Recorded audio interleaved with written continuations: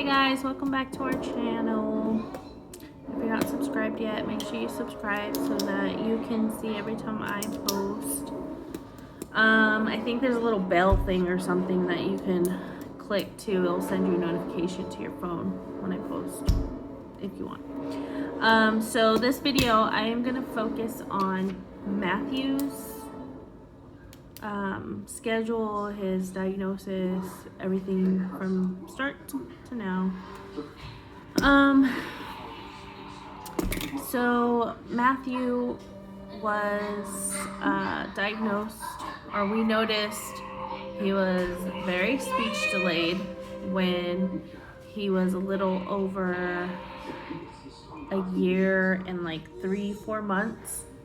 At the time, we were going back and forth with Aiden in the hospital, and it wasn't really noticeable, and we thought maybe he was acting the way he was because, you know, mom and dad were in and out, and we were trying to split our times between hospital stay and then visiting the other two while Aiden was in the hospital.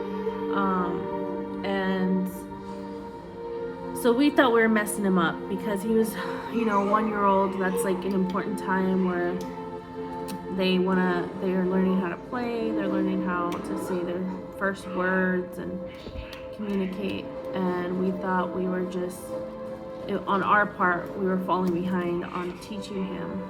So we didn't think much of it. We kind of just let it be, and you know, there was really nothing we could do about it at the time because we were back and forth, and he was only a year old. So my oldest actually didn't start talking till he was like talking. He said a few words when he was a baby and stuff, but he didn't start like talking sentences or asking for things till he was like 3 or 4. And then his words got better, like 4 or 5. But with Matthew, we ignored the signs. We ignored the tantrums. We thought, oh, it's just a normal 1-year-old thing. Because Isaiah used to have tantrums too. So, you know, we figured it was just all normal. Then as time went on,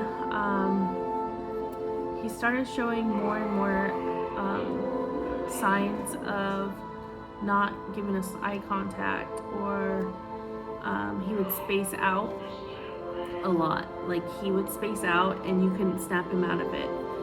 It was almost like he was daydreaming and he couldn't hear nothing. He wouldn't acknowledge his name. He didn't like playing with anybody. He always wanted to be alone. He always wanted to be hiding with his toys. I'm trying to think back. We got him in to see a doctor. One of the first tests they did on him with the pediatrician was to see if he could walk a straight line and see if he could walk to her without getting distracted. And he failed very hard. He got distracted really easy. When he did get distracted, that's when he would space out. So I was concerned it was a neurology problem, you know, and I thought maybe, you know, he did hit his head a lot, because with his tantrums he would always hit his head. And that summer when he started acting funny, like spacing out, all that, he was fighting me one day, and I was holding him and he was kicking and screaming, and I went to put him down. Well, when I went to set him down, he face planted, like he dove toward the ground. He didn't want to stand. And so when I let go of him, you know, I thought he was standing. When I went to let go of him, his head went straight into the concrete. And he had this big old knot in his head. He didn't have no signs of a concussion, so we didn't like go further into it. I was just like, oh, you know, it's just a knot. It'll go away. We put ice on it. You know, it did go away. Turned into a scar and a scab and everything. So I thought it was because of that, him hitting his head all the time. So he did get tested for that. and we tested him for his hearing because he wouldn't acknowledge his name. So we thought maybe he needed tubes in his ears. So they tested his hearing. He passed those tests. He passed the neurology test. And next step was getting him in to see a psychologist, or what do they call it? I'm trying to think. They're psychologists, but they deal with development of children. And it was a 2-hour test. They put him in a room with a ton of different sensory things. So there was like a ball pit. There were toys that made noise, toys that lit up. And he wouldn't go nowhere without me. So I had to be in the room, but I had to stay really quiet and still. And the psychologist would sit there and she just watched him for 2 hours. She let him do whatever. She marked down every time he would space out. She marked down every time like he would get frustrated over a toy or something. And then we waited for the results. So after that, I forgot how long it took, but they ended up calling me saying, yes, he's on the spectrum. He's not far on the spectrum, but he is on the spectrum. He does show signs. And because he was so young, us getting it looked at now and starting therapy now at that age, I think it was like 18 months, it would be good for him. He would benefit from it and he can grow out of it. So I had a little hope, but then as he got older, I lost a little faith in him speaking. So instead of getting bummed about it and being negative all the time, I looked on the bright side and was like, hey, well, we get to learn sign language. That's pretty cool, you know? So we did. We learned sign language. He caught on really fast. The tantrum started to slow down after he caught on to that. He still had his behavior problems where, you know, he didn't want people playing with him. He didn't want people touching his toys. He didn't want to play with other kids, especially his brothers. He would get frustrated really easy. He still wouldn't acknowledge his name, and he would still space out really bad. I have a video of him and Dad trying to play. He's trying to teach him how to play soccer, kick a ball, and he standing in the middle of the yard. My husband kicks the ball to him. It lands at his feet, and he just stares at it and just walks away, like nothing. So we worked really hard. We got him in all the therapies he needed. He had speech, ABA, of course. He's been with ABA since then, and it's helped him a lot. So early intervention is very important when your kids are diagnosed. Even if you think, oh, I'll wait to get them diagnosed, I'll wait a little longer, I'll give them time, the earlier the better. Because with Matthew, we got him diagnosed and started at 18 months to 2 years, and he's 5 now, and he's progressed so much.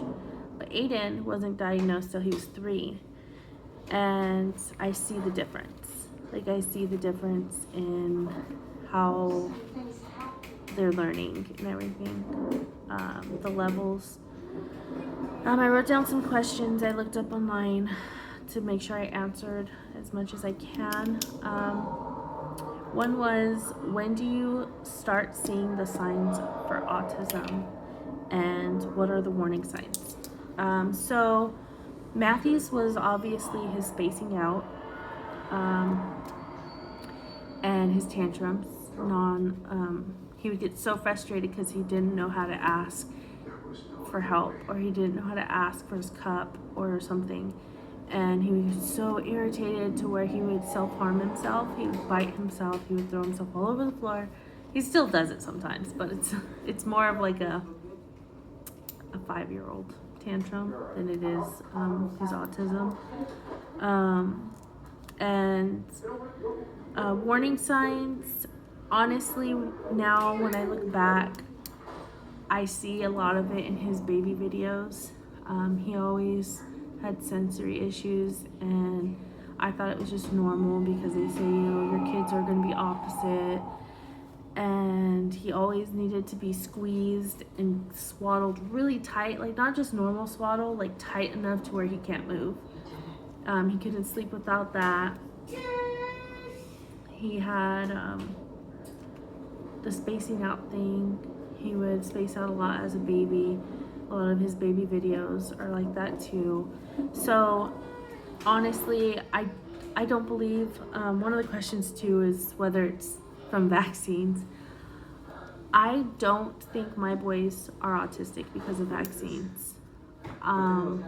They showed signs way before their 18-month, I think it's like what, MMR vaccine that people try to connect it with. They never had reactions to it.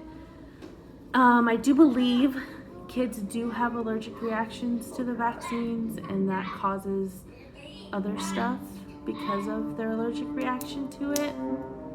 But my kids did not have those reactions. They don't react to vaccines. The only thing that happens when they do get vaccines is a really low fever, and it's the next day after a vaccine, and it goes away after like an hour. It's not like a serious reaction that a lot of kids do have. So no, I don't think it's vaccines. Another question was, is an early diagnosis important? Yes, it's very important. Only because the earliest you start intervention, the better. Getting them in therapies and figuring out them faster while they're developing still, because when they're under a certain age, it's important, and they absorb things different when they're littler than when they're bigger kids. It's a little harder because they already have their mindset on what they like, what they do, It's easier to form them, mold them when they're younger. What does a spectrum mean? So the spectrum is made of different levels. My boys are very low on the spectrum because they could do a lot for themselves. There's a lot of kids that are on the spectrum that are over the age of, they're like teenagers and they still can't, they're not potty trained. It depends on their severity. So both boys are low, but they're not the same number. They're on different levels of the spectrum. What causes autism? There's no cause, honestly. There's no way to figure that part out, only because the way you figure out a cause of something is when you have more than a couple people who have the same symptoms, and you pinpoint, similarities between those people. With the autism, no two kids are the same on the spectrum.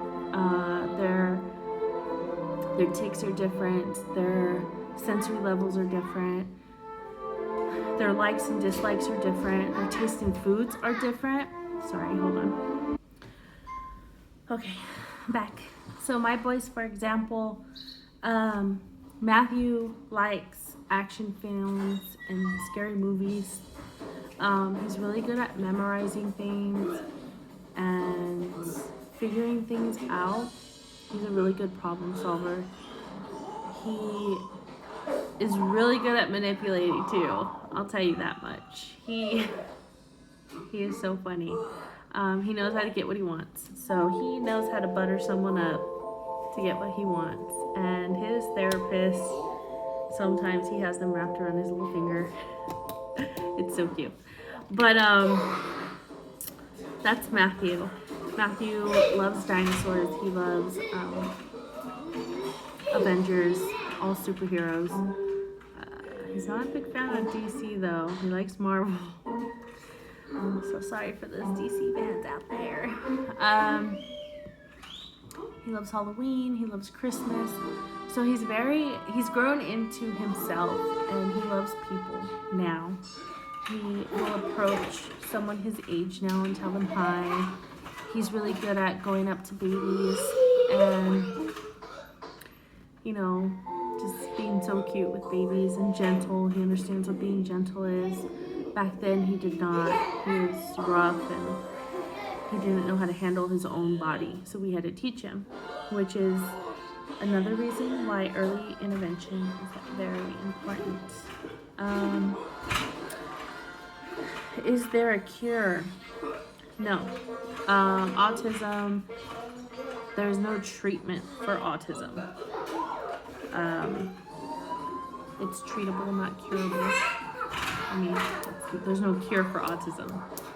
There's treatment, but no cure. You can't just spank the autism out of your kid. You can't just be aggressive. Mama? What? Flour. Flour? Hot. Oh, hot Cheetos? Hot ear. Okay, hold on. Wait over there first. Go watch Booba first, and then hot. Go wait. Sorry, hold on. I'm back. Sorry. I didn't want this video to be chopped up. I was trying to do it all in one, but I accidentally pushed the stop button, and now I'm starting again. So, back to what I was saying. It's not curable. It's treatable.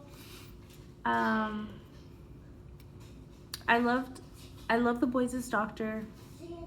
He always makes the best choices for them. So that's important too, as your doctor. You want a doctor that understands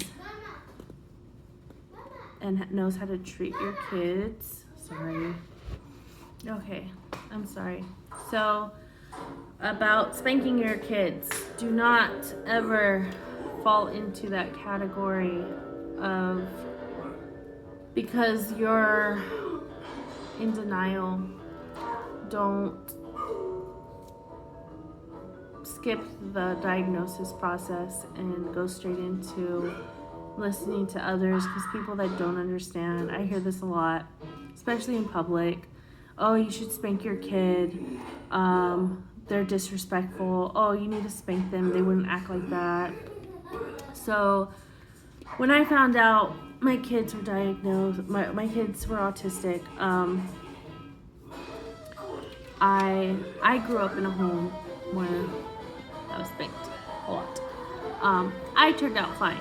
I'm not saying it's a bad thing, but I've looked into it and I've read about kids with autism. There's a book out there called The Reason I Jump, and it's written by a 13-year-old autistic boy who cannot talk. He's nonverbal, but he writes this book on his computer. And it answers a lot of questions people have, especially parents who are just learning about their kids. That book is a must read. It's a tearjerker, so be prepared.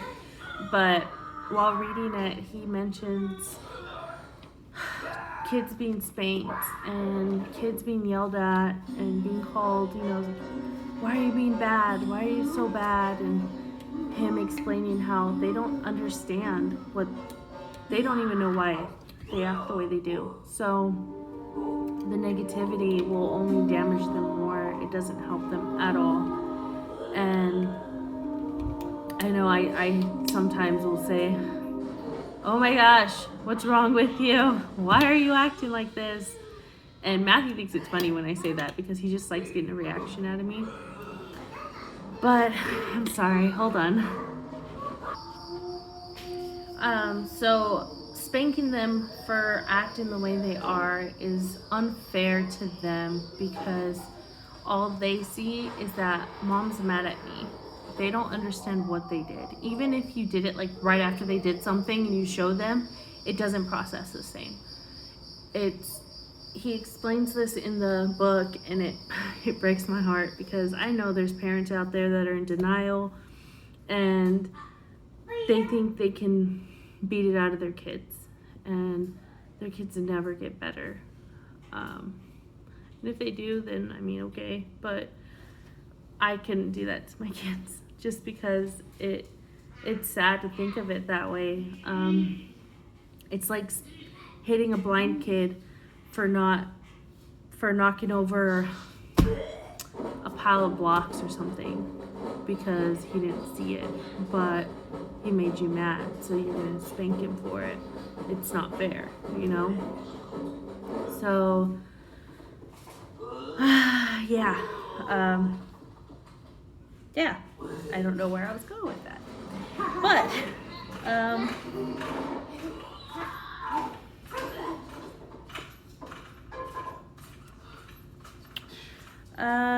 last question is,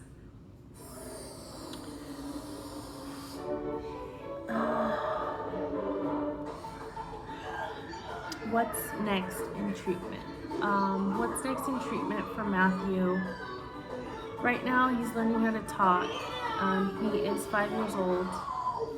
He's putting sentences together better and better every day.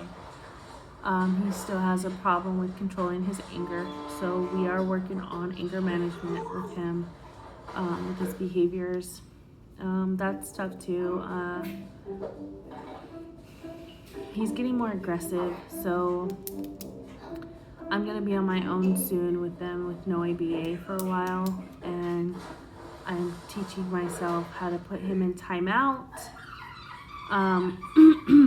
but still control the situation at the same time. Like, he understands, like, do you want to go to your room? And he says no, and sometimes he'll calm down, sometimes he'll calm down, but he'll still come up to me and like try to scratch me, but I keep his nails cut for that reason.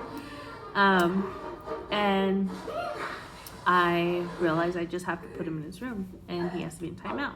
Well, when he's in timeout, I'm listening. So as soon as I hear him get quiet after his blowout, I go in there and I make him say sorry. I tell him to say sorry to Mama, and he says sorry. I give him a hug, and I just let him know, like, you know, he can't act like that. It's not nice to be mean to people. It's not nice to scratch people.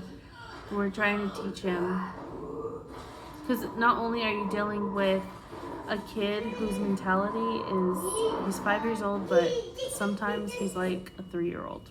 And you're not only dealing with your kid learning how to be a 5-year-old, you know, he's dealing with these emotions, and a normal 5-year-old is going through learning who he is, like what he's into, and his anger. Those who have 5-year-olds, normal kids, they all go through it. They go through that phase where they're just angry for no reason. And Isaiah went through it. He still goes through it. Oh my gosh. Now he's 7 and he acts like a 14-year-old. And Matthew sees that. Matthew sees Isaiah telling me no to doing his chores, or saying, I don't want to right now. So Matthew does it now. I'll tell him, pick up your toys, please.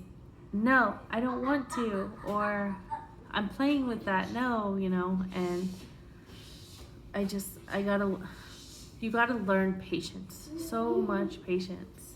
And if Matthew was never diagnosed, my patience level would be out the window, down the street, away. Like, I had no patience before Matthew. And my friends who know me know, they've seen me with Isaiah when we just had Isaiah, and I would spank him. I would put him in the corner. We tried so hard to teach him respect because we didn't want him growing into this disrespectful kid that you see a lot nowadays. We didn't want that, and I realized I didn't want to do that no more, because every time I would even raise my voice at Isaiah does not listen unless I raise my voice, you guys.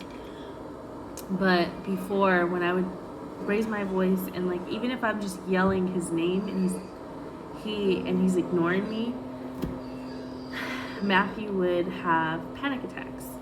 So I had to learn a different way to approach the situation, and being not only a new parent to a 5-year-old, but a new parent to an autistic child,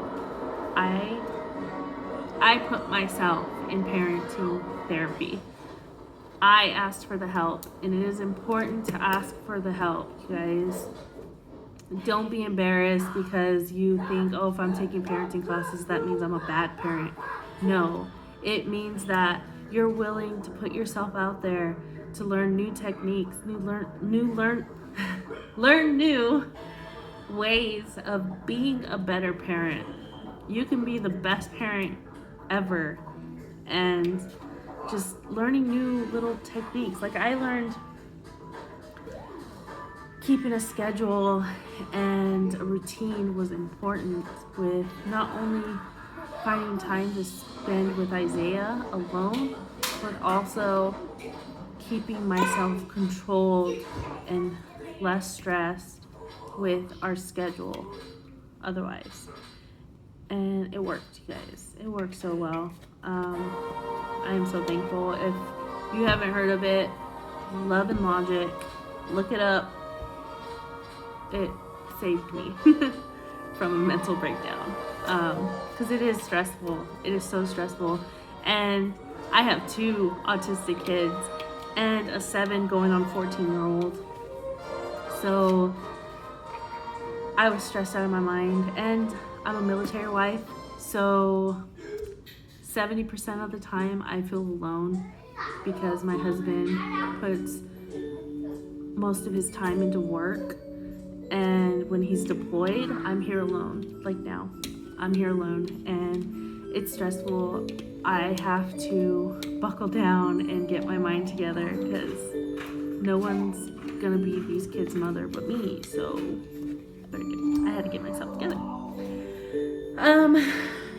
Yeah, so any questions I didn't answer in this video, I can answer in the next one when I do Aiden. This is Matthew, you guys. Come here. Can you say hi? Say hi. Mm-hmm. Say hello. Hello. Say, my name's Matthew. Matthew. Say, I am 5 years old. 5 years old. Good job. Okay, go finish eating your Cheetos.